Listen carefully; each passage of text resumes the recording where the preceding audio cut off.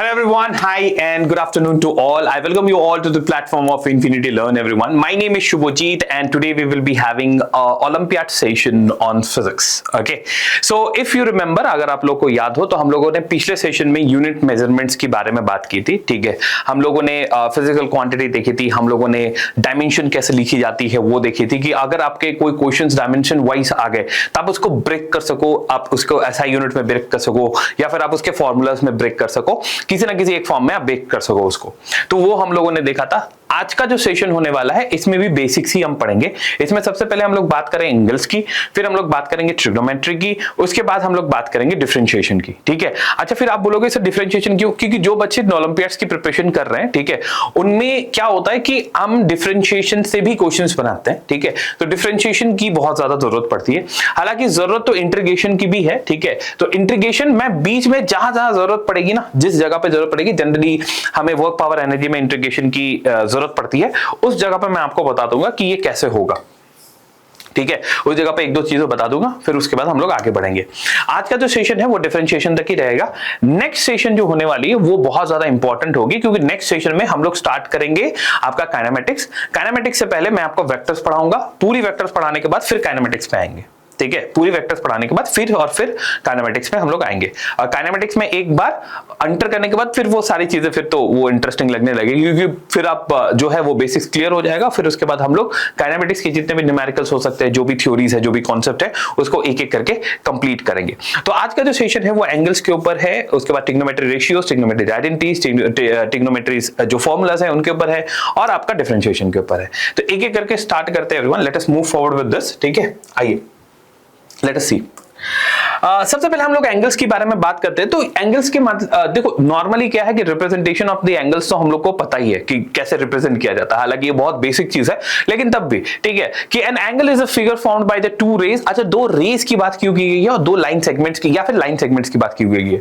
क्योंकि देखो, क्योंकि कभी ना कभी हम जो मूव करेंगे आपके वेक्टर्स में, ठीक है, तो जब हम लोग वेक्टर्स में बात करते हैं तो वेक्टर्स में कोऑर्डिनेट ज्योमेट्री जो बनती है, वो जो आप पोजीशन वेक्टर होते हैं, सब चीजों की बात होगी. जो पोजीशन वेक्टर्स होते हैं वो एरोस के फॉर्म में होते हैं, क्योंकि उसका एक ओरिजिनेटेड पॉइंट होता है और वो एक आपका फाइनल डेस्टिनेशन तक जाती है. तो एरो के फॉर्म में हम उसे जो एरो से रिप्रेजेंट करते हैं वेक्टर को, that is why it is written as ray. Ray में क्या होता है, एक स्टार्टिंग पॉइंट होती है कि कहां से हम रेफरेंस ले रहे हैं और कहां तक जाएंगे. So that is why it is written as दो रेज या दो लाइन सेगमेंट्स के बीच में जो दो रेज या दो लाइन सेगमेंट एक ही वर्टेक्स को कॉमनली अगर शो करे, ठीक है, तो जो कॉमन पॉइंट पे वर्टेक्स शो हो रही है, तो वो डिस्टेंस दो रेज या दो लाइन सेगमेंट्स के बीच में, उसको हम आपका एंगल से मेजरमेंट करते हैं. जैसे फॉर एन एग्जांपल अगर मैं दो रेज की बात ही कर लूं, ठीक है, if we are talking about two rays, जैसे मान लेते हैं कि this is the one of the ray, ठीक है, this is the one of the ray and this is the another ray. ठीक है, ये दो रे है, फाइन. ठीक है, दिस इज मान लेते हैं this is A, this is B. ठीक है, ये दो अलग अलग जा रही हैं और इनके वर्टेक्स एक रेफरेंस पॉइंट पे है और हमें एंगल निकालना है. ठीक है, तो एंगल दोनों के बीच में कितनी दूरी होगी, तो वो ये आपका बताएगा. This is set by the angle. अब now generally whenever we are talking about the angles, we represents the angle in theta only. ठीक है, थीटा एक रिप्रेजेंटेशन है जो आप देख पा रहे हो, इसी रिप्रेजेंटेशन से हम एंगल को शो करते हैं. लेकिन इसमें ऐसा नहीं है. आप अगर मल्टीपल बुक्स उठाएंगे, अगर आप मैथ्स पढ़ते हो, जो कि अगर आप इस चीज की प्रैक्टिस कर रहे हो, आप एनएसओ की प्रैक्टिस कर रहे हो, तो आप कहीं ना कहीं मैथ्स के लिए भी देख रहे होगे. तो जब आप मैथ्स को देखते हो तो आपने ट्रिग्नोमेट्री पढ़ा होगा. तो कभी कभी वैसा होता है कि जब थीटा की जगह पे ए लिखी हुई हो, अल्फा लिखा हुआ हो, बीटा लिखा हुआ हो, it is just an way of representation.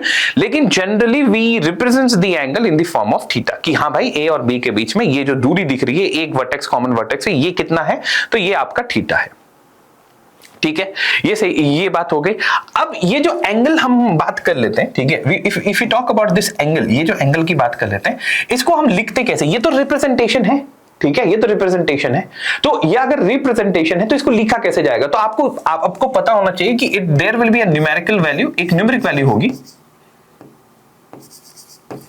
एक न्यूमेरिक वैल्यू होगी 30, 40, 20, 15, 10 कुछ भी.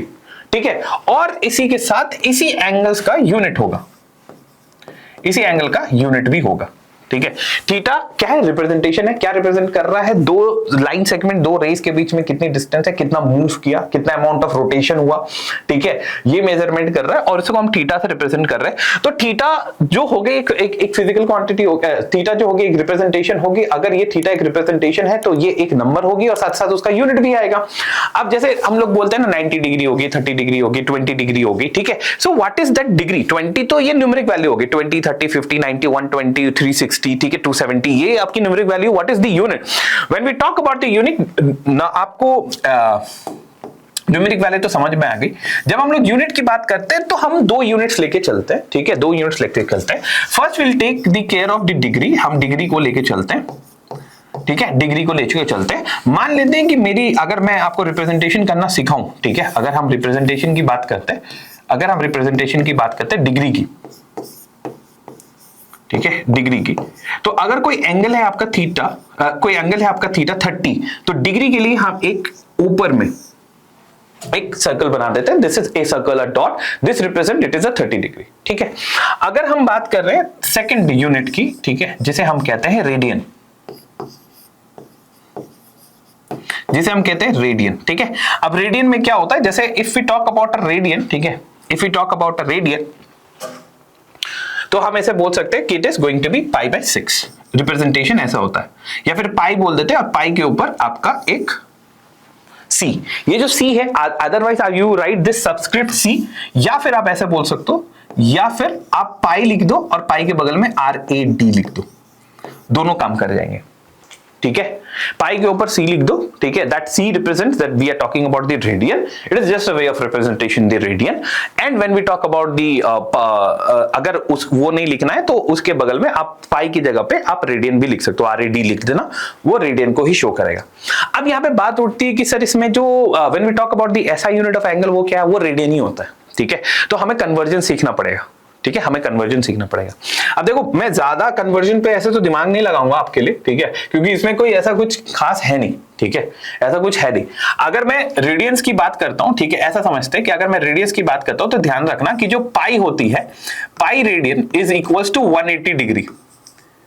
कॉमन, इस पे इतना दिमाग नहीं लगाते, बेसिक होती है ये, ठीक है। तो पाई रेडियन होती है, अगर हम लोग पाई को रिप्रेजेंट कर रहे हैं इन the form of a radian, ठीक है, ये आपका 100 डिग्री, 180 डिग्री के बराबर होता है। उसी तरह अगर मैं 2 पाई सी लिख दूं, ठीक है, तो it will be equals to 360 degree, it will be equals to 360 degree, बस इतना ही है, ठीक है। पाई इज इक्वल्स टू आपका 180 डिग्री और आपका जो 2 पाई है वो आपका 360 डिग्री होगा, ठीक।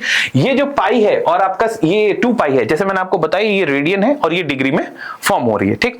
अब कन्वर्जन की जो बात आती है, जनरली जो हम जिस पे काम करते हैं, जिसपे हम काम करते हैं वो होती है 0 degree, 30 degree, 45 degree, 60 degree, 90 degree, 90 degree, 180 degree, और इन सब के ऊपर हम लोग काम करते हैं, ठीक है।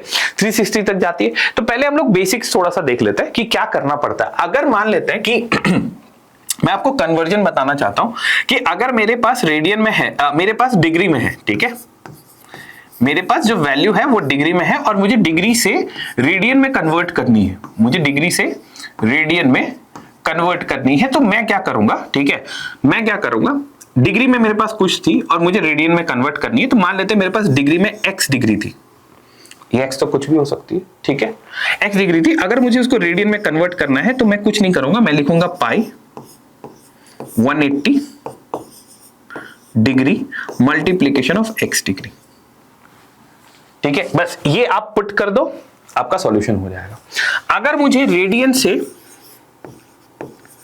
अगर मुझे रेडियन से मुझे डिग्री की तरफ कन्वर्ज करना है, ठीक है, रेडियन क्या है, मान लेते हैं कि मेरे पास जो रेडियन है वो आपका है YC, ठीक है, रेडियन आपका ये है, ठीक। तो इसको अगर मुझे कन्वर्ट करना है तो मैं कैसे कन्वर्ट करूंगा, मैं लिख दूंगा कुछ नहीं, that is 180 degree pi radian multiplication of y radian, बस इतना ही है। ये कन्वर्जन आप सीख लो, this is more than enough, ठीक है। अब जैसे 1-2 करके दिखा देता हूं मैं 30 डिग्री लेके चलता हूं, ठीक है, मेरे पास डिग्री जो है 30 है, उसको पाई में कन्वर्ट करते हैं, ठीक।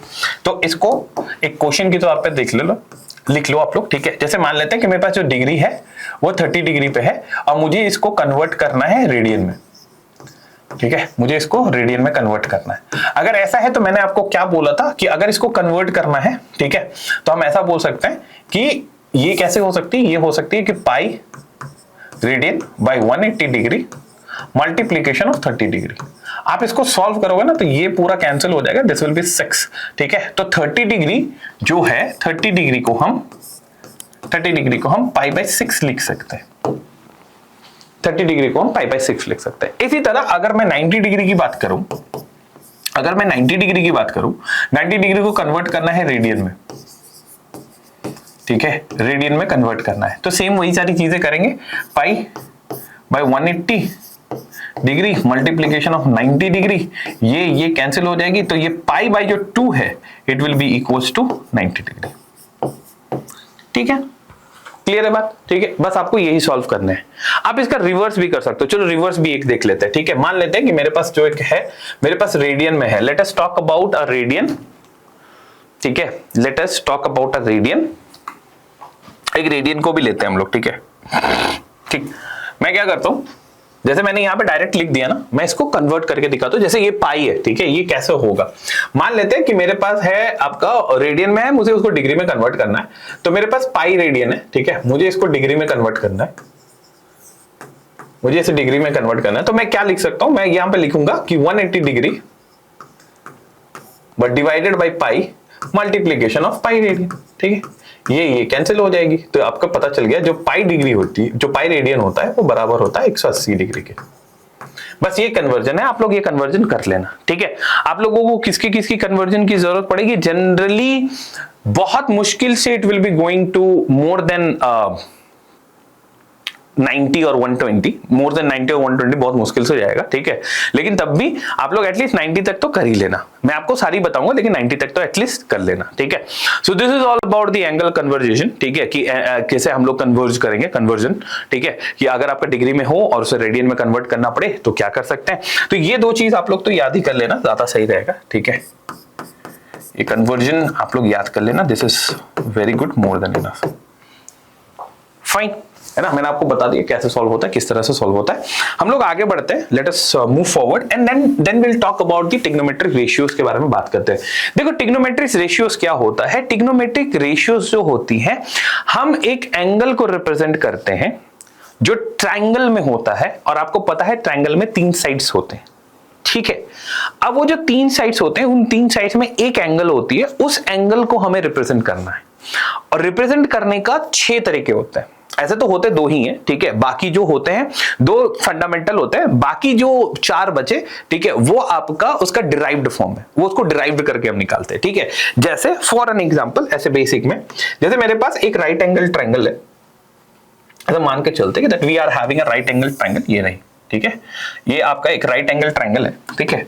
मुझे क्या करना है, आपको इतना समझ में आ रहा होगा कि अगर ये राइट एंगल ट्रायंगल है तो दिस इंटायर थिंग, ठीक है, ये राइट एंगल ट्रायंगल है, तो इसमें क्या क्या चीज है। सबसे पहले मुझे ना ये एंगल रिप्रेजेंट करना है, ठीक है, ये एंगल रिप्रेजेंट करना है। आपको ये पता चल रहा होगा कि ये जो है ये हाइपोटेनस है, तो let us right h for this. ये क्या है, ये बेस है, और ये क्या है, ये आपका परपेंडिकुलर है, ठीक है। मैं आपको एक छोटी सी ट्रिक बताता हूं, और ये उल्टा भी हो सकता है, ठीक है, ऐसा भी हो सकता है कि ये एंगल यहां पे हो, ठीक है। अगर ये एंगल यहां पे हो तो चीजें थोड़ी बदली हुई दिखेंगी आपको।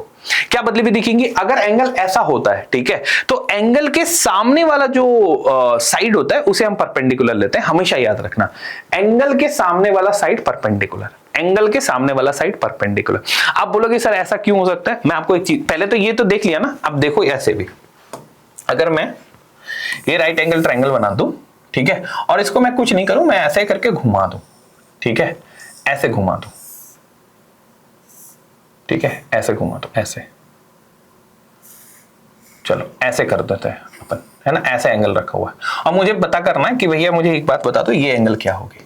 आप कभी नहीं बता पाओगे कि कौन सा बेस है, कौन सा हाइपोटेनस, कौन सा क्या है, समझ रहे हो बात, ठीक है, ये आप नहीं बता पाओगे।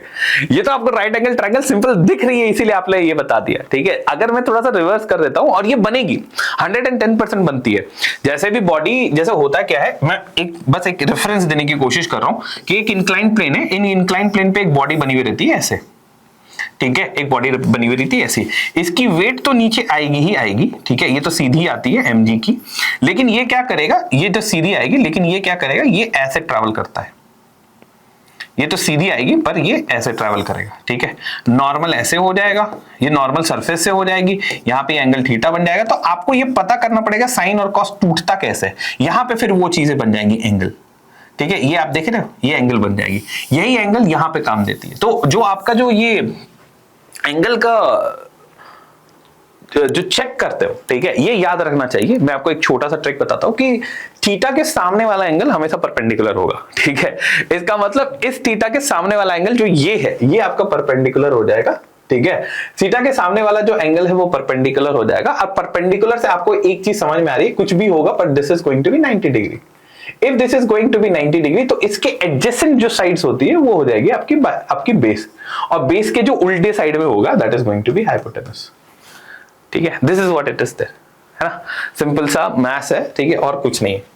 तो मैंने आपको ये समझाने की कोशिश की कि इसमें होता क्या है, कि आप लोग थोड़ा सा इसको ध्यान दे देना, बस इतना ही है। ओहो,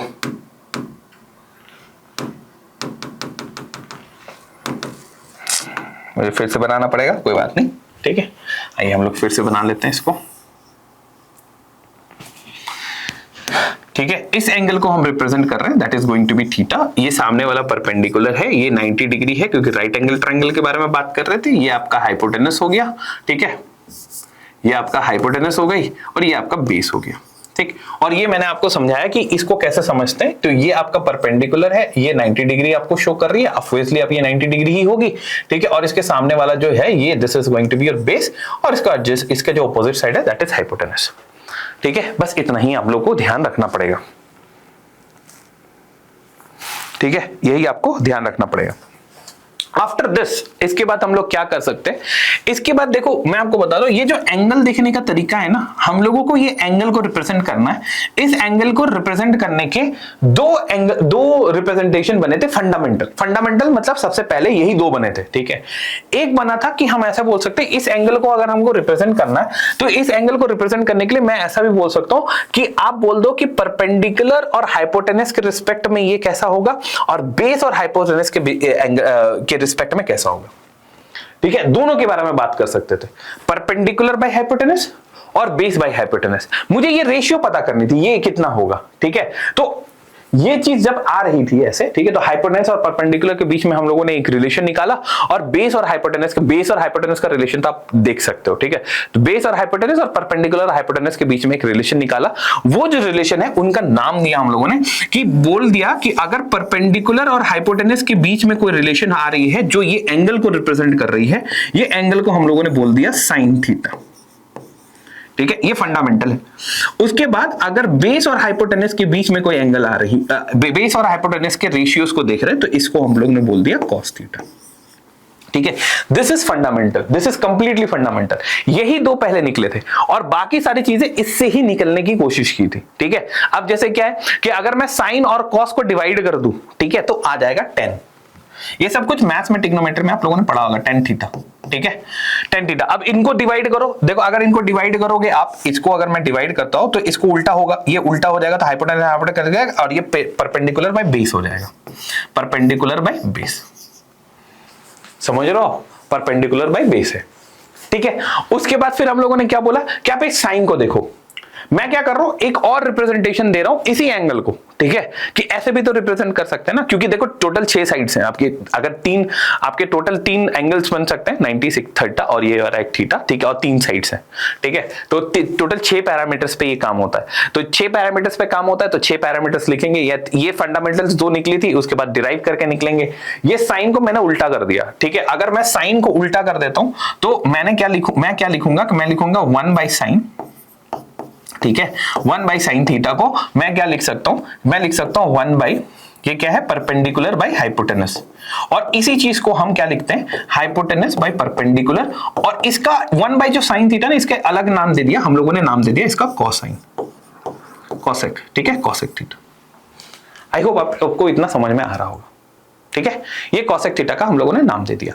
उसी तरह, ठीक है, उसी तरह देखो मैं बस आपको बता रहा हूं, मैं सारी चीजें लिखा दूंगा, ठीक है। उसी तरह का हम लोगों ने cos को भी रिवर्स किया, ठीक है, cos को भी रिवर्स किया। उसी तरह हम लोगों ने tan को भी रिवर्स किया, और tan को फिर रिवर्स करके फिर हम लोगों ने चीजें लिखनी शुरू की, ठीक है। आई होप आपको इतनी सारी चीजें समझ में आई होंगी। मैं एक जगह इस चीज को लिख देता हूं, अभी फिलहाल आप लोग ऐसा कर सकते हो कि इतना तो समझ चुके हो आप लोग, ठीक है। तो इतना देख लो कि दीज आर फंडामेंटल्स 1 और 2। मैंने आपको तरीका बताया कि थीटा के सामने वाला जो साइड होता है वो परपेंडिकुलर होगा, परपेंडिकुलर से जो सटा हुआ एंगल है, जैसे ये परपेंडिकुलर है ना, तो ये जो एंगल आपको दिख रही है जो 90 नहीं है, ये एंगल ये हाइपोटेन्यूज को शो करेगा और इसके एडजेसेंट वाला एंगल आपके बेस को शो करेगा। बस इतना ही है, ठीक है। थोड़ा आगे बढ़ते हैं, इसको हम लोग थोड़ा सा और समझते हैं। जैसे मैं आपको हाँ, हम लोग पहले थोड़ा थोड़ा ये फॉर्मूलास देख लेंगे, उसके बाद फिर हम लोग आगे बढ़ जाएंगे, ठीक है। सबसे पहले मैं यहां पे लिख देता हूं कि जो साइन थीटा होती है आपकी, sine theta is equals to आपका होता है परपेंडिकुलर बाय हाइपोटेनस, ठीक। उसके बाद सेकंड, अगर मैं cos थीटा की बात करूं तो cos थीटा हो जाती है आपकी बेस बाय हाइपोटेनस, ठीक। थर्ड, इन दोनों को डिवाइड कर दो तो हमने नाम दे दिया उसका tan थीटा। tan थीटा क्या होती है, ये हो जाती है आपकी, इसको रिवर्स कर दो, HS कट गया, P बाई B हो गया, तो परपेंडिकुलर बाय बेस, ठीक है। फिर हमने क्या किया, फिर हम लोगों ने बोला कि साइन को 1 बाई कर दो, 1 बाई साइन कर दो, तो 1 बाई साइन कर देंगे तो हाइपोटेनस ऊपर चल जाएगा, इसको हम लोगों ने नाम दे दिया cosec। cosec theta is equals to, ये हाइपोटेनस ऊपर चल जाएगा तो हाइपोटेनस बाय क्या हो गया, परपेंडिकुलर। इसी चीज को हम 1 बाई साइन बोल देते हैं, 1 by sine theta, 1 by sine theta, ठीक है। फिफ्थ पे आते हैं, हम लोगों ने बोला ये cos को भी उल्टा कर दो, ठीक है, cos को उल्टा कर देंगे तो इसे हम लोगों ने नाम दे दिया sec थीटा। इसको क्या बोल सकते हैं, ये हो जाएगा hypotenuse by base. Hypotenuse by base जो होगी इसको हम बोल सकते हैं 1 बाय cos, ठीक।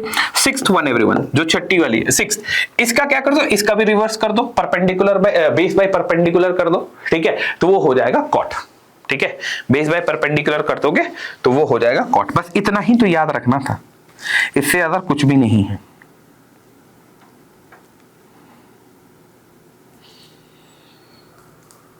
ठीक है।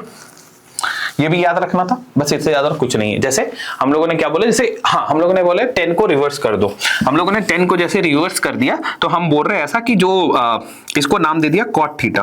cot थीटा होता है आपका बेस बाय परपेंडिकुलर, ये हो जाएगा बेस बाय परपेंडिकुलर। इसे हम क्या लिख सकते हैं, इसको हम 1 बाय tan थीटा भी लिख सकते हैं, ठीक है। और ये 1 बाय tan थीटा, जैसे ये tan थीटा, ये tan थीटा है क्या, ये sin theta by cos theta है, यही तो है। उसी तरह ये 1 by tan theta cos theta by sin theta है, ये याद रहे बस आपको, और ज्यादा कुछ नहीं चाहिए, ठीक है। इतनी अगर आइडेंटिटीज आपको याद रहेंगी तो सही रह जाएगा। अगर किसी को PHB में समझ में नहीं आ रहा तो P is use for perpendicular,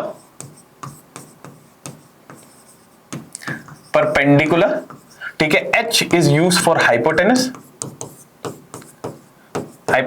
और आपका जो PB, हाँ बेस जो है वो आपका B जो है वो बेस के लिए यूज होगा, ठीक है। और ये हम लोग ट्रायंगल्स के लिए लिखते हैं, बस इतना ही, ठीक। चलिए, if it is clear to you, बस इतनी सारी चीजें आपको याद रखनी पड़ेगी, ठीक है। It will be helping you to find out the angles, ठीक है। जनरली आपका जो काम है वो आपको साइन cos और tan में ही हो जाएगा जनरली, ठीक है। लेकिन ऐसा हो सकता है कि आपको इन और भी बाकी जो है तीनों की जरूरत पड़े, तो आपको पता होना चाहिए कैसे कन्वर्ज कर रहे हैं हम लोग, ठीक है। जैसे मान लो आपको cot दे दिया, तो अगर cot दे दिया तो मैं 1 बाय 10 भी लिख सकता हूं उसको, ठीक है। अगर मैं 1 बाय 10 लिखूं तो cot हो जाएगा, या फिर cot लिखूं तो 1 बाय 10 हो जाएगी, ठीक है। तो वही वाली चीज है, ठीक है। और cos बाय sin, ये सारी चीजें आप लोग को पता होनी चाहिए। Next, now this is called as trigonometric ratio. Trigonometric ratios का मतलब ये हो गया, देखो हर एंगल का वैल्यू आता है, हर एंगल का 1 डिग्री, 1.5, 2, 2.5, जो भी एंगल्स बोलोगे सबके वैल्यूज आएंगे, ठीक है। लेकिन कुछ स्टैंडर्ड वैल्यूज हैं जो हम लोगों को याद रखने पड़ते हैं, वो याद रखेंगे अपन, ठीक है। Till class 10 you have to remember till 90 degree, ठीक है। 90 डिग्री तक आपको सारी चीजें याद होनी चाहिए, और 90 के बाद जो है वो सारी चीजें अभी जैसे और भी दिखेंगी। ये तो 180 से शुरू हुआ है ना, जैसे 220 भी है आपका, फिर 220 भी होता है, 150 भी होता है, सॉरी 120 होती है, 150 होती है, 180 होती है, 210 होता है, 270 होती है, फिर आपका 360 आता है। समझ लो बात, ठीक है। अभी जैसे जिनकी काम हो सकती है, जितना रेफरेंस हो सकता है, वो सारी चीजों के ऊपर बात हम लोगों ने की है। कि 0 डिग्री को तो 0 लिखेंगे, इसमें तो कोई शक ही नहीं है, 0 को तो 0 ही लिखेंगे, इसके अलावा तो कोई तरीका ही नहीं है। लेकिन अगर मैं 30 डिग्री लिख रहा हूं तो 30 डिग्री को π/6 लिख लेंगे, 45 को π/4 लिखेंगे, 60 को π/3 लिखेंगे, 90 को π/2 लिखेंगे और 80 को π लिखेंगे, 270 डिग्री को 3π/2 लिखेंगे और आपका 260 डिग्री को 2π लिखेंगे, बस इतना ही है। ठीक है, इसमें ये बोल रहा है कि अगर साइन थीटा में इस थीटा की वैल्यू अगर 0 डिग्री हो, ठीक है, तो वैल्यू आपका 0 आता है। ठीक, अगर आपको नहीं पता तो मैं आपको बता दूं, ये जितनी भी वैल्यूज है ना, ये जो भी आप देख पा रहे हो, ये एंगल को रिप्रेजेंट कर रही है। ठीक है, तो इन सब के ग्राफ बनते हैं मैथ्स में, every single thing can be plotted on the graph. ठीक है, तो इनके ग्राफ बनते हैं और उसी ग्राफ के हिसाब से हम लोगों को पता चलता है कि अच्छा ठीक है, इसमें वैल्यूज कितनी कितनी होंगी। ठीक है, इसीलिए ये स्टैंडर्ड यूनिट्स हैं। तो साइन 0 डिग्री का वैल्यू 0 होता है, साइन 30 डिग्री की वैल्यू 120 होती है, साइन 45 डिग्री का 1/√2 होता है, और साइन ये जो थीटा है ना, थीटा की वैल्यू आप पुट कर लो। ठीक है, तो इतना आपको याद करना पड़ेगा। ठीक है, there is no any other ways to doing this. ठीक है, इसमें से मैं आपको एक बात बता देता हूं, ये जो एनडी लिखी हुई है इसका मतलब होता है नॉट डिफाइन। ठीक है, डोंट डिफाइन, या फिर कभी कभी हम इसे इनफिनाइट भी बोल देते हैं। ठीक है, ये डिफाइन नहीं है, मैथमेटिकल रूल से थोड़ी अलग हो जाती है ये फिर। ठीक है, इसीलिए नॉट डिफाइन या फिर इनफिनाइट, बस उससे फिर हम लोग आगे बढ़ जाते हैं। तो जहां जहां आपको एनडी लिखी हुई है तो दैट इज नॉट डिफाइन। ठीक, और infinite, whatever that you want to use, है ना। अब हम लोग आगे बढ़ते हैं। जब हम लोगों ने ये सारी चीजें देख ली, these are the ways of showing this particular angle, इस एंगल को रिप्रेजेंट करने का तरीका हम लोगों ने देखा। ठीक है, उसके बाद हम लोगों ने एंगल्स देखी कि किस एंगल पे जो स्टैंडर्ड वैल्यू होती है वो वैल्यू हमें याद करनी पड़ेगी, साइन के फॉर्म में, कॉस के फॉर्म में, टेन के फॉर्म में, कॉसेक के फॉर्म में, सेक के फॉर्म में, कॉट के फॉर्म में। देखो मैं तुम्हें एक चीज और दिखाता हूं, ये 0 है, ये 1 है ना, आप इन दोनों को डिवाइड कर दो, जैसे आप डिवाइड करोगे तो वैल्यू 0 ही आएगी। ये tan थीटा होता था। ठीक है, अच्छा और एक चीज, इसका ये साइन थीटा होता था आपका क्या, 1/cosec होता था। ठीक है, 1/cosec ही होगा, तो cos का 1/sin होगा। ठीक है, तो 1/sin का मतलब 1/0। ठीक है, 1/0, साइन की वैल्यू तो वही थी ना, 1/0, तो 1/0 को करोगे तो 0 को 1 से डिवाइड करना है, तो ये तो नॉट डिफाइंड। ठीक है, नॉट डिफाइंड। आगे यहां पे देख लेते हैं और एक वैल्यू देख के देख लेते हैं। जैसे साइन आपका 45 1/√2 है। ठीक है, कॉस की वैल्यू 1/√2 है, आप इन दोनों को डिवाइड करोगे तो 10 आना चाहिए, 10 की वैल्यू इन दोनों को डिवाइड कर दो, √2 कट गया, 1/1 दैट इज 1। अच्छा अब बारी आ जाती है कॉसेक की, तो कॉसेक क्या होता है, 1/sin होती है। ठीक है, तो साइन की वैल्यू 1/√2 थी, 1/1/√2, तो √2 ऊपर चली जाएगी, तो देखो √2 आ गई। ठीक है, बस वैसे ही है। ठीक है, अगर आपको ये वैल्यू याद होगी, मैं सीरियसली बताऊं, अगर आपको ये वैल्यू याद होगी, ये वैल्यू याद होगी, इसका उल्टा लिख देना बस, और कुछ नहीं करना। देखो 0 हाफ 1/√2, 3/2, 1 0 -1 0। ठीक है, ये आपका साइन का वैल्यू आपने याद कर लिया। अब इसको थोड़ा सा कॉस में देखते हैं। देखो इसमें क्या होता है, आप 90 डिग्री से स्टार्ट करो, 90 से। ठीक है, 90 से स्टार्ट करो, इसको हटाओ, 90 से स्टार्ट करते हैं, यहां तक 1 आया, तो इसका जो 90 डिग्री है इसका 0 डिग्री होगा। ठीक है, दिस इज 1, कॉस का 1, उल्टा ये 60 डिग्री का √3/2 है, ये आपका 30 डिग्री का √3/2 है। आपका 45 में 1/√2 है, 1/√2 है। ठीक है, 30 में 1/2 हाफ है, तो 60 में हाफ होगा। यहां पे 0 है तो यहां 0 होगा। इन दोनों को डिवाइड कर दो, ये निकल जाएगा, इसका उल्टा कर दो, ये निकल जाएगा, या फिर इसका उल्टा करने लगो तो सब कुछ ये आ जाएगा। आपको अगर एक वैल्यू याद होगी तो बाकी सब की वैल्यू आप जो है मतलब लिख के रख सकते हो। जैसे बहुत बार ऐसा होता था कि मेरे ही फ्रेंड्स है, तो उन्होंने क्या किया था कि उन्होंने बस ये ऊपर वाला एक ही लाइन याद किया था, वो पीछे जाते थे, रफ पेज लेते थे और वो सारी वैल्यूज वहां पे पहले ही कैलकुलेट करके रख लेते थे, ताकि जब देखने की बारी आए तो वो देख सके वहां से। तो ये भी कर सकते हो आप। ठीक है, that is totally up to you. Now, in trigonometry there are lot of formulas, बहुत ज्यादा फॉर्मूलाज है। ठीक है, बहुत ज्यादा फॉर्मूलाज है। ठीक है, आपको एंगल को हाफ करना सिखाएगा, अगर एंगल को दुगना कर दे तो बताएगा, दो एंगल्स को जोड़ना सिखाएगा, बहुत सारी चीजें, इतनी अभी जरूरत नहीं है आपको। ठीक है, तब भी जैसे जो बेसिक एंगल्स हैं वो एंगल्स आपको याद होने चाहिए, जो बेसिक वैल्यूज हैं वो आपको याद होनी चाहिए। जैसे फर्स्ट फॉर्मूला आप ऐसा लिख सकते हो आइडेंटिटीज में, ये दिखेगी नहीं। ठीक है, first formula for the identities you can write कि the sine square theta plus cos square theta, जो बेसिक अगर किसी ने पढ़ना शुरू किया है तो वो 1 होता है, ये सबको पता है। अच्छा फिर लड़ाई मत करने लग जाना कि ये जो थीटा है सर ये तो एंगल है, लेकिन मेरे बुक में तो ए से लिखा हुआ है, मेरे बुक में तो बीटा से लिखा हुआ है, मेरे बुक में तो अल्फा से लिखा हुआ है, ठीक है, मेरे बुक में तो सी लिखी हुई है, ठीक है। तो फिर ये सबका वैल्यू है। अरे थीटा रिप्रेजेंटेशन है एंगल का, वो सी हो, ये ए हो, ये अल्फा हो या बीटा हो, सब कुछ आपका जो है रिप्रेजेंटेशन ही है, ठीक है, एंगल को ही रिप्रेजेंट कर रहा है और उसी के बेसिस पे वो लिखने की कोशिश किए जा रहा है, ठीक है। अब आगे बढ़ते हैं इसमें, late us move forward with this, ठीक है। अब हम लोग आगे बढ़ने की थोड़ी कोशिश करते हैं, ठीक है, थोड़ी कोशिश करते हैं। इसमें से एक वैल्यू आ जाती है सेकंड फॉर्मूला जो आप लोग लिख सकते हो, कि जो हम ऐसा लिख सकते हैं कि tan square theta plus 1 will be equals to sec square। आप ये लिख लो, इसका और एक रिप्रेजेंटेशन क्या लिख सकते हो, अगर 1 के फॉर्म में लिखना तो ये tan थीटा को इधर लेके आ जाओ, तो आप लिख सकते हो कि ये जो sec square theta minus tan square theta will be equals to 1, जैसा आपको लिखने मन करे, ठीक है। थर्ड एवरीवन, थर्ड, अब ये जो थर्ड है ये कॉसेक और कॉट के बीच का रिलेशन होगा, ठीक है, ये कॉसेक और कॉट के बीच में रिलेशन होगा, तो हम लोग इस चीज को भी लिख लेते हैं, ठीक है। क्या लिख सकते हैं इसको, हम लिख सकते हैं कि कॉट स्क्वायर थीटा जो होता है, cot square theta plus 1 will be equals to cosec square theta. इसकी और एक रिप्रेजेंटेशन आप देख सकते हो, ये कॉट स्क्वायर को इधर लेके आ जाओ कि cosec square theta minus cot square theta will be equals to 1। बस इतना ही तो करना है, ठीक है। ये तीन रिलेशन, एक और रिलेशन आप लोगों को याद करनी पड़ेगी, अगर जैसे एंगल्स को अगर डबल कर दिया गया तो क्या लिख सकते हैं, ठीक है। अगर फोर्थ में आप लोग, अगर मैं बोलूं कि साइन ट्वाइस द एंगल, तो इसे लिख सकते हो 2 साइन थीटा, इसको लिख सकते हो 2 साइन थीटा कॉस थीटा। ये आप लिख सकते हो कि अगर साइन 2 थीटा की वैल्यू पूछी जाए तो आप 2 साइन थीटा कॉस थीटा लिख सकते हो, ठीक है। और आपको अगर ऐसा बोल दिया जाए, अगर आपको और एक ऐसा बोल दिया जाए कि मुझे जो है कॉस 2 थीटा की वैल्यू बता दो, तो ये हो जाएगा cos square theta minus sign square theta, ये वैल्यू हो जाती है, ठीक है। ये सब कुछ आपका मैथमेटिकली निकाला गया है, क्योंकि ये निकल चुकी है पहले से ये स्टैंडर्ड फॉर्म में यूज होती है, इसीलिए डायरेक्ट हम इसे याद कर लेते हैं, और कोई बात नहीं है, ठीक है। तो आप लोग इसमें ये मत सोचना कहां से आया, किस तरह से आया, ठीक है। ये आप जब 10th में पहुंचोगे तो ये बेसिक्स हैं, और ये इसके क्वेश्चंस आएंगे कि आप प्रूफ करो इसको कि 1 ही होता है, तो फिर आप उसको ब्रेक कर करके प्रूफ करोगे, तो ये पहले से स्टैंडर्ड है, ठीक है। तो फिर और दिमाग लगाने की जरूरत नहीं पड़ती हमें। अब 6 जो है ऐसे खास ये यूज होगा नहीं, लेकिन तब भी tan 2 थीटा की वैल्यू हो जाती है 2 tan theta 1 plus tan square theta, ठीक है।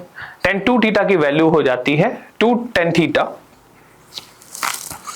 2 tan theta by 1 plus tan square theta. ये थोड़ी सी 1 प्लस नहीं होगा, सॉरी, ठीक है। ये क्या हो गया, अरे यार बहुत दिक्कत, अरे नहीं भाई नहीं, this is the drawback, this is the biggest drawback, ठीक है। फिर इसे लिख देते हैं, कोई बात नहीं, आओ, this is the biggest drawback of this, ठीक है। कि अगर मैं जैसे आप लिख सकते हो साइन स्क्वायर थीटा हो गई, sign square theta plus cos square theta, ठीक है, विल बी इक्वल्स टू 1, ठीक है। सेकंड पे आ जाते हैं, अगर मैं लिखूं हाँ, मैं और क्या लिख सकता हूं कि मैं लिख सकता हूं tan square theta plus 1 will be equals to sec square theta, ठीक है। इसको और क्या लिख सकते हैं, इसको लिख सकते हैं कि sec square theta minus tan square theta will B 1। तीसरा, ठीक है, cot और उसके बीच में, तो cot square theta plus 1 will be equals to cosec square theta. तो इसमें आप ऐसा लिख सकते हो, ठीक है। इसके अलावा और क्या लिख सकते हो, इसके लिए लिख सकते हो कि cosec square theta minus cot square theta will be equals to 1। ये एक तरीका हो गया। 3 चौथा fourth you can write sin 2 theta will be equals to sine sorry इसके लिए आप लिख सकते हो क्या, ठीक है आप क्या लिख सकते हो इसमें, है ना, आप लिख सकते हो आप लिख सकते हो 2 sin थीटा cos थीटा, ठीक है ये लिख सकते हो। The fifth one you can write कि अगर मेरे पास cos 2 थीटा की वैल्यू आ जाए, पूछी जाए, तो आप इसको ब्रेक करके लिख सकते हो कि cos square theta minus sign square theta, ये पुट करके लिख सकते हो। अगर मैं सिक्स्थ की वैल्यू बोलूं कि tan 2 थीटा की वैल्यू लिखनी है आपको, तो tan 2 थीटा की वैल्यू आप लिख सकते हो कि 2 tan थीटा बाई 1 माइनस, ये प्लस की जगह माइनस होगी, माइनस tan स्क्वायर थीटा, बस इतना देख लेना आप लोग, ठीक है। तो these are the formula that can be used, ठीक है, वो यूज हो सकती है जब आप लोग ट्रिग्नोमेट्रीज के फॉर्मूला, ट्रिग्नोमेट्रीज का यूज करो, ठीक है, जब आप लोग ट्रिग्नोमेट्रीज का यूज करो तो ये सारी चीजों की जरूरत पड़ सकती है, तो आप लोग याद रखने से। इससे भी ज्यादा होता है, जैसे जैसे ये एंगल डबल हो गई ना, इसी तरह एंगल हाफ भी होती है, ठीक है, एंगल हाफ भी होती है। दो जैसे होगा sign square theta plus cos square theta, ठीक है, तो प्लस में है, ठीक है, या फिर ऐसा बोल सकते हो sine theta plus cos theta, क्या लिख सकते हैं उसको, तो वो मल्टीप्लिकेशन में आंसर आती है। फिर वो अगर मल्टीप्लाइड में है तो फिर इसको सॉल्यूशन में लिखते हैं, ठीक है। फिर अगर मैं बोलूं कि यहाँ पे मैं ऐसा करता था कि साइन थीटा बाई 2 लिख दूं, तो डिवीजन के फॉर्म में भी आंसर, डिवीजन के फॉर्म में भी आपके फॉर्मूलास होता है, ठीक है। अभी देखो इसको भी चेंज कर सकते हैं अपन, इसको भी हम लोग चेंज कर सकते हैं। अब ये कॉस स्क्वायर थीटा को क्या लिख सकते थे वहां पे, कॉस स्क्वायर थीटा को 1 माइनस साइन स्क्वायर थीटा लिख सकते थे, तो और भी फॉर्मूलास बन सकते हैं, ठीक है। लेकिन these are the standard form of formulas, और आप में ज्यादा वैसे नहीं पूछे जाएंगे, इतने ही एंगल्स का यूज होगा, यही फॉर्मूलास का यूज होगा। Standard of the question will be little bit of rest, लेकिन वो कॉन्सेप्ट के हिसाब से जब आप लोग फिजिक्स के क्वेश्चंस देखोगे, मतलब फिजिक्स में मतलब जैसे जैसे काइनेमेटिक्स का देख रहा हो, वर्क एनर्जी का, ग्रेविटेशन का, इन सारी चीजों को देखोगे, तब जाके ये थोड़ा बहुत आपका चेंजेस करते हैं, ठीक है। लेकिन इसमें चेंजेस नहीं होंगे, स्टैंडर्ड में चेंजेस होंगे, वो फिजिक्स के रिस्पेक्ट में, not the respect of trigonometry and mathematics जो हम लोग यूज कर रहे हैं, ठीक है। Now we will be moving forward with the part of the differentiation। हम लोग differentiation के पार्ट के ऊपर हम लोग मूव करेंगे,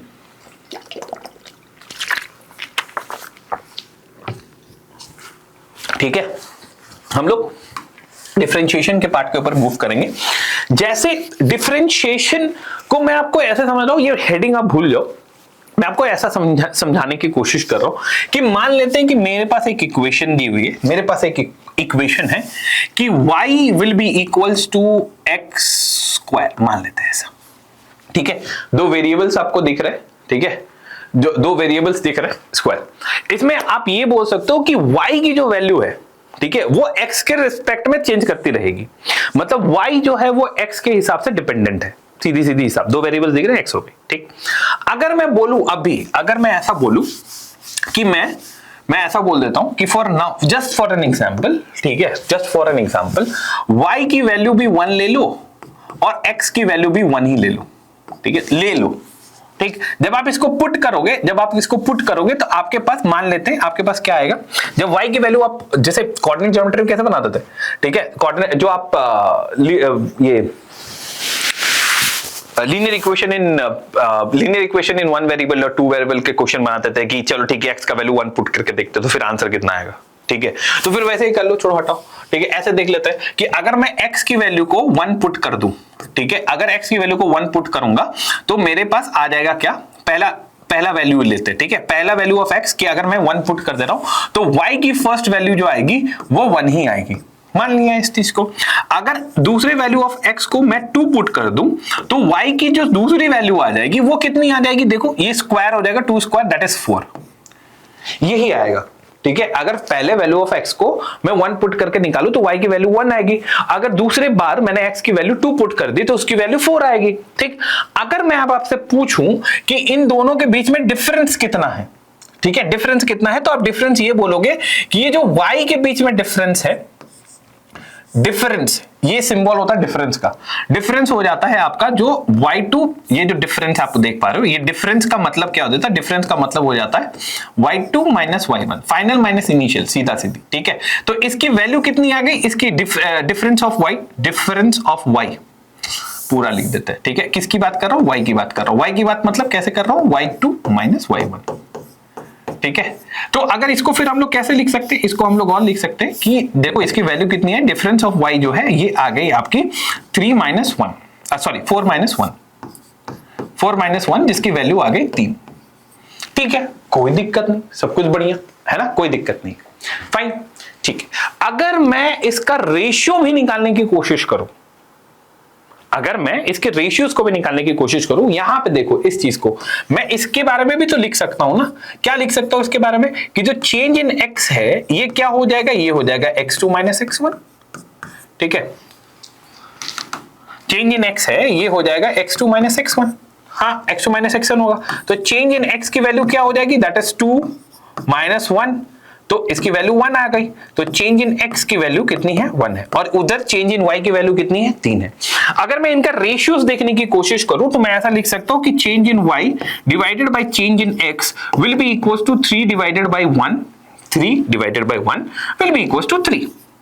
मान लिया इस चीज को, ये तो सिंपल मैथ्स थी, ये तो समझ ही आ गया। मैं आपको ट्रायंगल का मतलब समझाना चाहता था, ये इसका मतलब होता है चेंज, ठीक है। जो आपको दिख रहा है चेंज मतलब डिफरेंस, डिफरेंस मतलब सब्ट्रैक्शन, इनिशियल फाइनल जिसका भी, ये 1 है, वो आई नहीं है, ठीक है। अब मैं ऐसा बोलूं, ठीक है, समझो, ठीक है। अब मैं ऐसा बोलता हूं इक्वेशन यही है, कुछ नहीं करना, ठीक है, इक्वेशन यही है। For an example, just example कि x1 की वैल्यू मैं 1 ले लूं, ठीक है, इस इक्वेशन में या फिर किसी भी इक्वेशन में मैं ऐसा बोलता हूं, आपको डिफरेंस समझ में आ गया ना, ठीक है।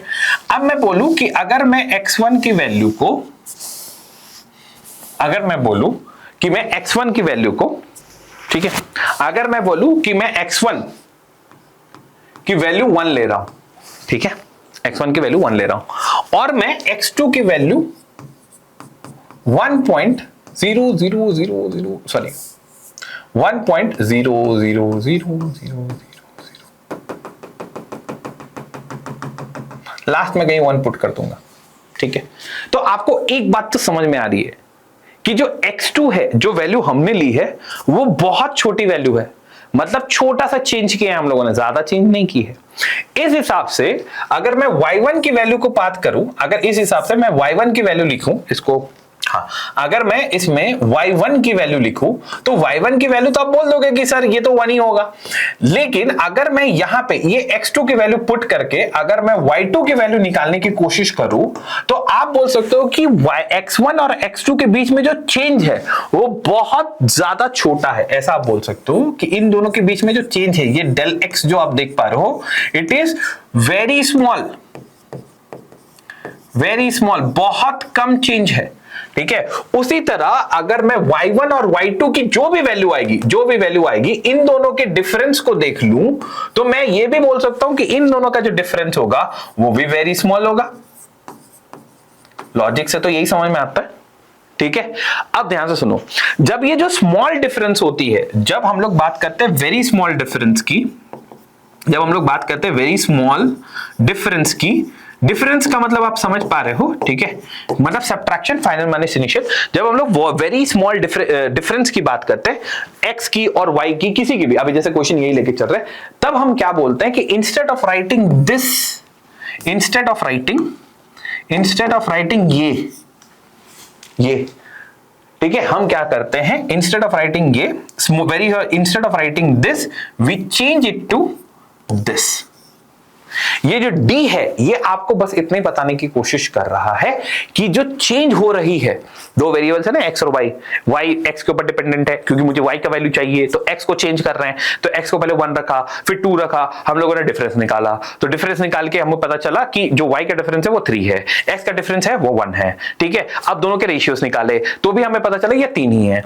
अब मैंने ये बोला कि x1 की वैल्यू 1 है, लेकिन x2 की वैल्यू आपकी 1.000 कितनी भी जीरो लगा दो, लास्ट में 1 लगा देना, तो बहुत स्मॉल चेंज है, तो डेल x की वैल्यू कितनी होगी, वेरी स्मॉल चेंज होगी।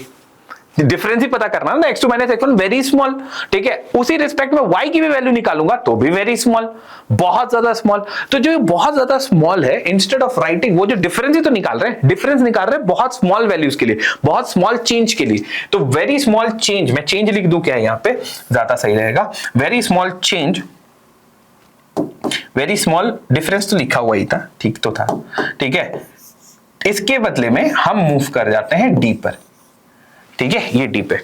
अब इसका एक्सप्रेशन अगर हम लिखना चाहें, ठीक है, ये डी आपको क्या शो करता है कि ये भी फाइनल माइनस इनिशियली है, लेकिन जो आपका फाइनल रिजल्ट आएगा, डिफरेंशिएट जो फाइनल रिजल्ट आएगा, दोनों के बीच में जो डिफरेंस की बात कर रहा हूं वो बहुत कम है, ना के बराबर है, लेकिन वो डिफरेंस काउंट करना हमें, मेरा मन है काउंट करने का, ठीक है, तो वो डिफरेंस काउंट करना है। तो हम जब ये जो वैल्यू लिखी हुई थी ना, ये जो वैल्यू लिखी हुई थी, ये जो डेल ए, ये वैल्यू जो आप लिख रहे थे, ठीक है, change in y and change in x, ये अगर स्मॉल, वेरी स्मॉल डिफरेंस के लिए लिखे तो हम लिखेंगे d y by d x. और ये जो एक्सप्रेशन आप देख पा रहे हो, इसी एक्सप्रेशन में हम लिखते हैं, इसी को बोल देते हैं डिफरेंशिएशन, इसी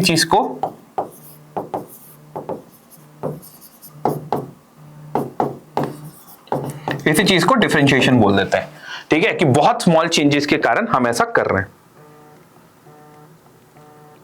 बहुत स्मॉल चेंजेस के कारण ऐसा कर रहे हैं, ठीक है, बहुत स्मॉल चेंजेस के कारण हम ऐसा कर रहे हैं। This is all about the differentiation, ठीक है, this is all about the differentiation. अब कुछ रूल्स होते हैं, कुछ फॉर्मूलास होंगे, ठीक है, स्मॉल चेंजेस आ रहे हैं तो कुछ ना कुछ तो फॉर्मूलास होंगे ही होंगे, ठीक है, तो उसी फॉर्मूलास को थोड़ा सा हम लोग देख लेते हैं कि क्या फॉर्मूलास और हो सकते हैं इसमें, ठीक है, क्या क्या फॉर्मूलास हो सकते हैं इसमें। जैसे अगर मैं आपको बोलूं फॉर्मूलास में, ठीक है, कि मेरे पास ठीक है, और क्या, पहले वेज देख लेते हैं, ठीक है, पहले वेज देख लो, ठीक है, तरीका देख ले तो पहले। अगर मैं बोलूं, जैसे मैंने बोला कि मुझे बहुत स्मॉल चेंजेस की बात करनी है, तो dy बाई डी एक्स, ठीक है, मुझे ये रेशियो निकालना था, ठीक है, तो बहुत small changes dy by d x है, y में बहुत small changes divided by x में बहुत small changes, is called as differentiation of y। इसको क्या बोलते हैं, इसको बोलते हैं डिफरेंशिएशन, इसको बोलते हैं differentiation of y with respect to x के रेस्पेक्ट में जो स्मॉल चेंजेस आ रहे हैं वो। इसका और एक क्या तरीका होता है, इसका तरीका होता है, ठीक है, अगर ये एक फंक्शन का हो तो हम ये लिख देते हैं, अगर x का फंक्शन हो, ठीक है, मान लेते हैं कि मेरे पास कोई फंक्शन है fx, ठीक है, तो इसको हम लिख लेते हैं f डैश x। अगर यही फंक्शन मुझे y के रूप में दिया हुआ हो तो हम लिख देते हैं y डैश। सब डिफरेंशिएशन के रिप्रेजेंटेशन है, dy बाई डी एक्स लिखो, f डैश x लिखो, y को y डैश लिख लो, डिफरेंशिएशन है, सब कुछ रिप्रेजेंटेशन है।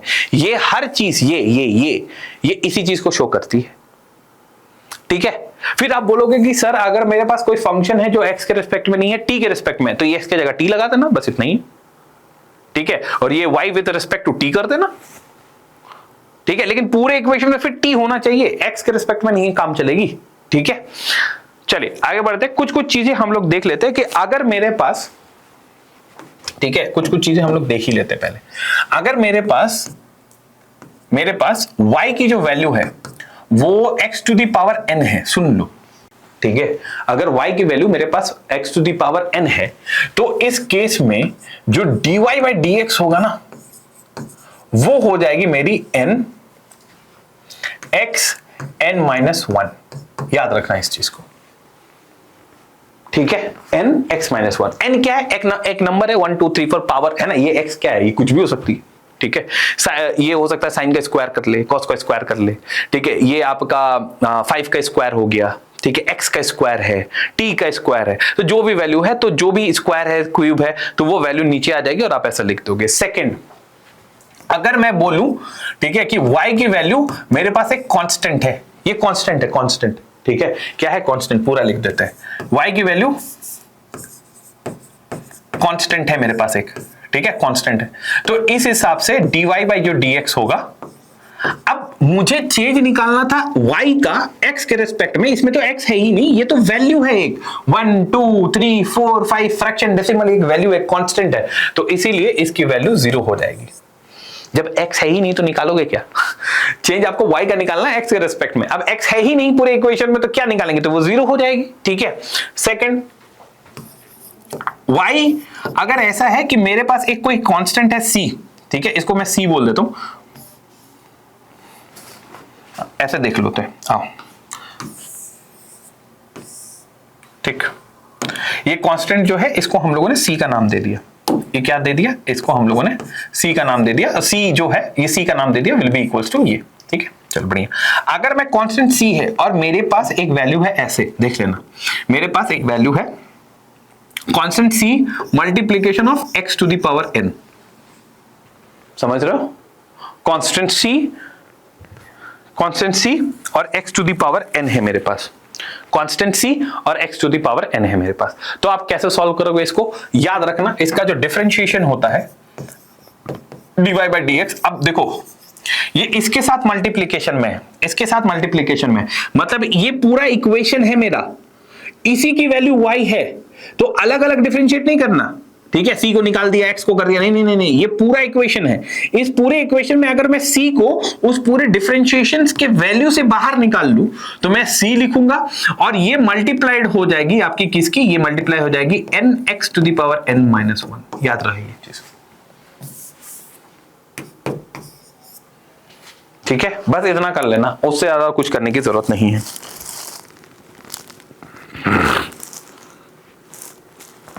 ठीक है, बढ़िया, चलो ठीक है।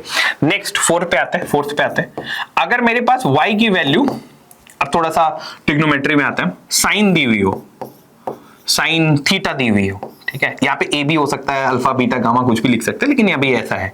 तो मेरे पास जो स्मॉल चेंजेस आएंगे, ठीक है, ये साइन x लिख लो, सॉरी x लिखते हैं, क्योंकि x के रिस्पेक्ट में बात कर रहे हैं तो x ही लिखेंगे। तो साइन x, अब तो इक्वेशन में x है ना, तो अगर x में स्मॉल चेंजेस आ रहे हैं तो y में भी स्मॉल चेंजेस आएंगे, तो इसका रेशियो अगर मैं निकालूंगा तो मैं लिख सकता हूं cos x, ठीक है।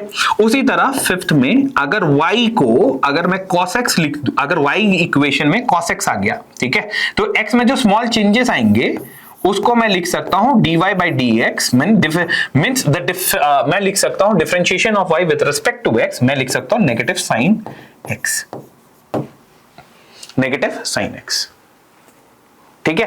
बस इतनी सारी अगर बातें आप लोगों को याद हो गई हो, ठीक है, तो विश्वास करो फिर और कुछ ऐसा रहा नहीं है खास, ठीक है, जो इस पे आप दिमाग लगाओगे।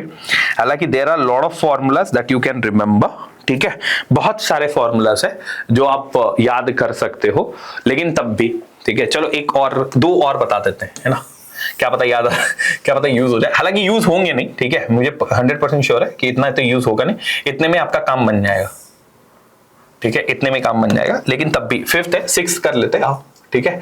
अगर मैं बोलूं कि मेरे पास जो y की वैल्यू है, ठीक है, वो दी हुई है ऐसे, हाँ, अगर वो मेरे पास ऐसे दी हुई है कि x y दी हुई है, सॉरी ये ऐसा लिख देता हूं, p by q लिखी हुई है, ठीक है, p by q लिखी हुई है ऐसे। y की वैल्यू मेरे पास, y की वैल्यू, ठीक है, मेरे पास क्या दी हुई है, p by q दी हुई है, ठीक है। अब ऐसे में, ठीक है, इस तरह के केसेस में हम लोग क्या लिख सकते हैं, ठीक है, हम लोग इसको x के रिस्पेक्ट में, अच्छा पहले एडिशन बता दो क्या, ठीक है, एडिशन बता दे क्या, ज्यादा सही रहेगा। अगर मैं एडिशन आपको बता दूं, ठीक है, तो ये ज्यादा सही रहेगा यही कि अगर y की वैल्यू मेरे पास, अगर y की वैल्यू मेरे पास ऐसे दी हुई है कि मेरे पास एक y जो है u प्लस माइनस v पे है, ठीक है, और u जो है ये आपका x का इक्वेशन ही है, v जो है वो x की इक्वेशन ही है।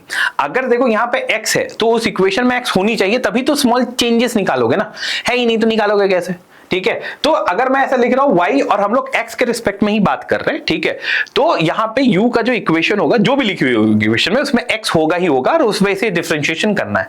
तो इस चीज को आप डिफरेंशिएशन के फॉर्म में क्या लिख सकते हो, आप लिख सकते हो u, है ना, तो आप लिख सकते हो ऐसा कि पहले du by dx, जो भी u का इक्वेशन होगा x के फॉर्म में, उसको हम लोग डिफरेंशिएट करेंगे, प्लस माइनस, अगर प्लस होगा तो प्लस लगा देंगे और माइनस होगा तो माइनस लगा देंगे, dv by dx, dv by dx ऐसा।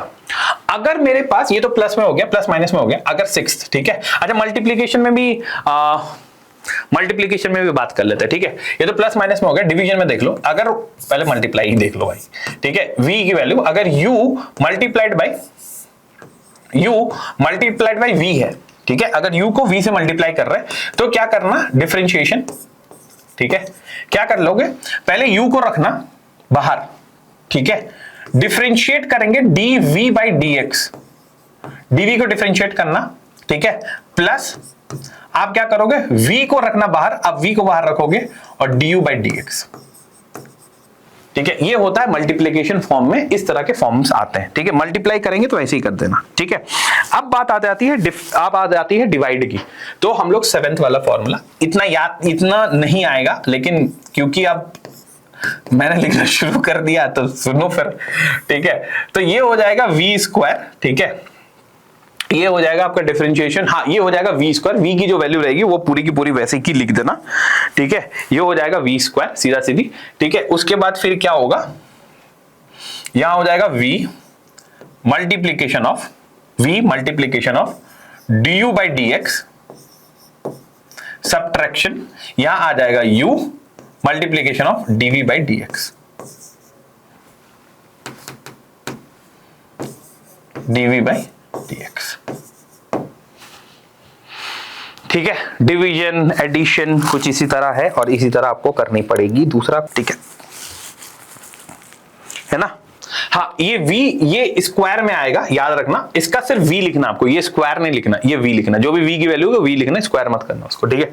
बस ये एडिशन, सब्ट्रैक्शन, मल्टीप्लिकेशन, डिवीजन, ये फॉर्म, और इतना याद कर लो, this is more than enough, ठीक है, काफी है, यही काफी है, इतने में हो जाएगा और कुछ करने की जरूरत नहीं पड़ेगी आपको, ठीक है।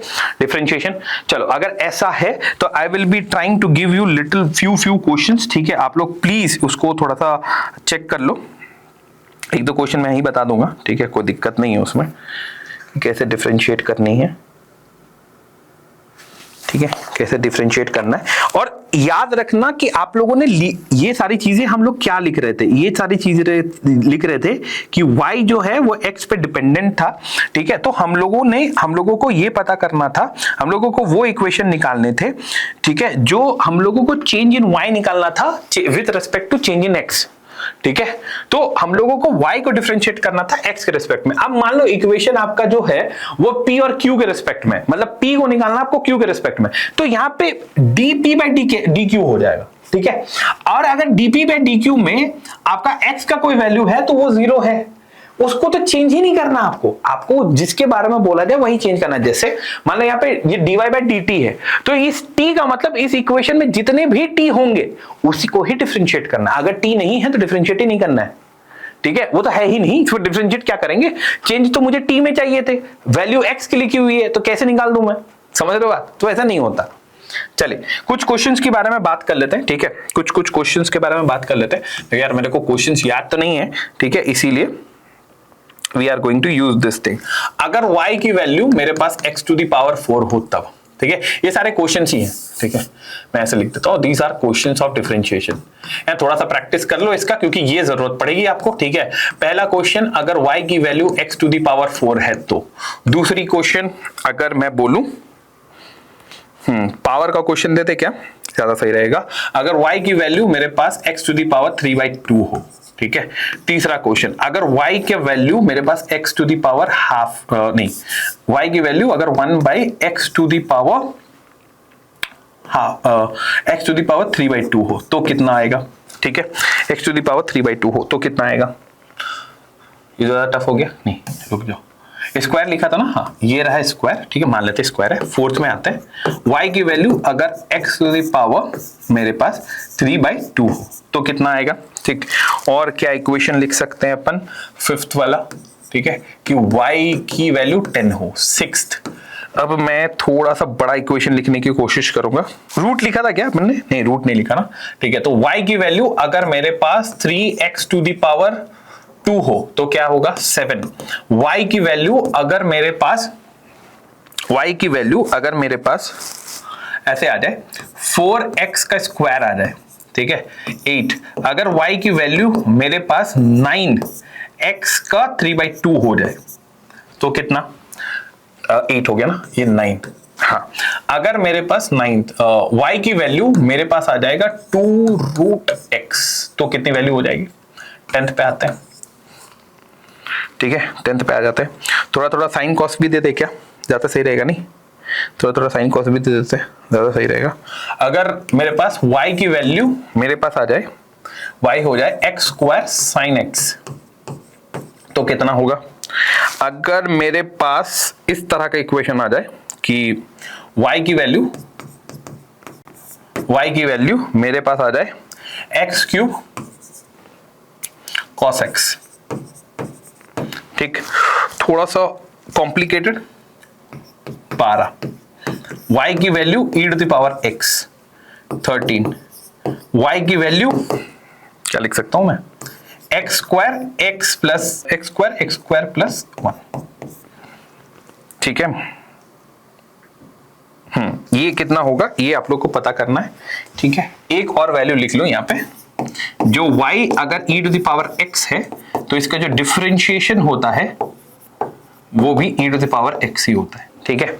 So people, this will be going to be the end of the session, this are your homeworks. विश्वास करो इतना अगर आप लोगों ने ये कर लिए, ये टोटल 13 क्वेश्चंस दिए मैंने, ये 13 क्वेश्चंस के 13 क्वेश्चन अगर आप सॉल्व कर पाए, ठीक है, जो कि मैं नेक्स्ट सेशन में करवा दूंगा, तो आपका डिफरेंशिएशन क्लियर है। नेक्स्ट सेशन में डिफरेंशिएशन के बाद हम लोग स्टार्ट करेंगे काइनेमेटिक्स, जो वेक्टर से स्टार्ट करूंगा मैं, वेक्टर पढ़ाऊंगा, पूरा काइनेमेटिक्स पढ़ाऊंगा, पहले थ्योरी पढ़ाऊंगा, फिर क्वेश्चंस पे आएंगे, ठीक है। तो डिफरेंशिएशन के टर्म्स आएंगे तो डिफरेंशिएशन के क्वेश्चंस भी आएंगे, फिर तो क्वेश्चंस भी करवाऊंगा, ठीक है।